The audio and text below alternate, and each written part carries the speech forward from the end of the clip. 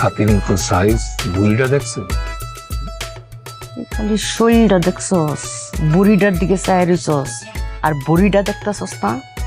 কত কত ওজনের বুড়ির যে চেনটা লটকাইতেছে এইটা দেওস না? আরে হাতের নিচে বললে তো আমার অন্তর আছে আপনি দেব। তোর অন্তরে মানে? হ্যাঁ, আমাকে অন্তরে রয়েছে।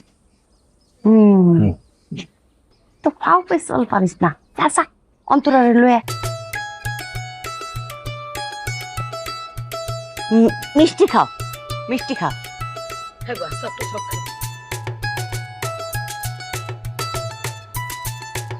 তোর মানা করা লাগবে না যে হাতির মতো সাইজ, তোর মাই মানা করে দিকে বুঝছস? তোমার হাতে হাতি করতেছিস নি? আরে আজব তো, আমার কি তোমার মার মতো স্বর্ণ প্রীতি আছে নাকি? ওই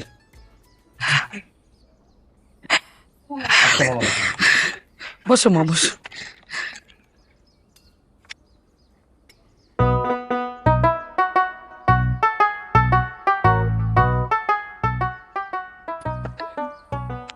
তোর সাইজটা দেখ। খালি কি সাইজটাই দেখতেছো? গলার মধ্যে যে কত বড় স্বর্ণের একটা চেন পরে আছে, এটা দেখতেছো না? নিজে এত বড় স্বর্ণের চেন পরে আছে, আল্লাহ জানে আমারে কত বড়টা দেয়। কি রে, তোর মা আমায় খালি স্বর্ণ দেশ করে?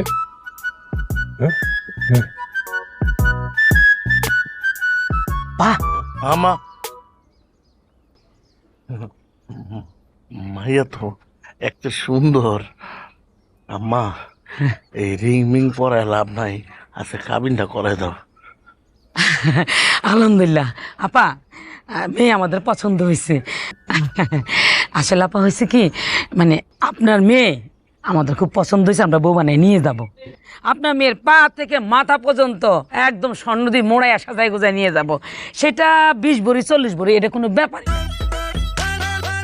আমাদের কোনো দাবি দাবা নাই, কিন্তু আপনার একটাই কাজ, সেটা হচ্ছে আমরা যে বিয়ের দিন আমাদের লোকজন আসবো, আপনি কিন্তু ভালোভাবে মেহমানদারি করবেন। কি পারবেন না? অবশ্যই পারবো, অবশ্যই পারবো। 100 200 200 লোক আসবো।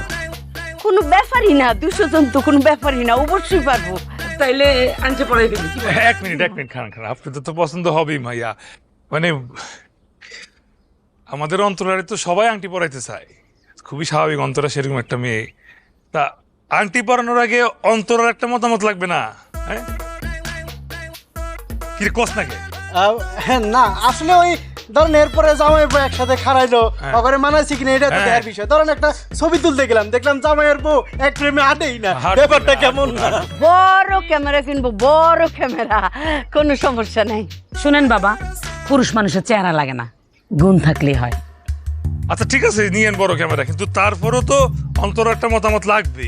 কি অন্তরা, বলো বলো বলো। দিয়ে ফেলাও, মতামত দিয়ে ফেলাও মা।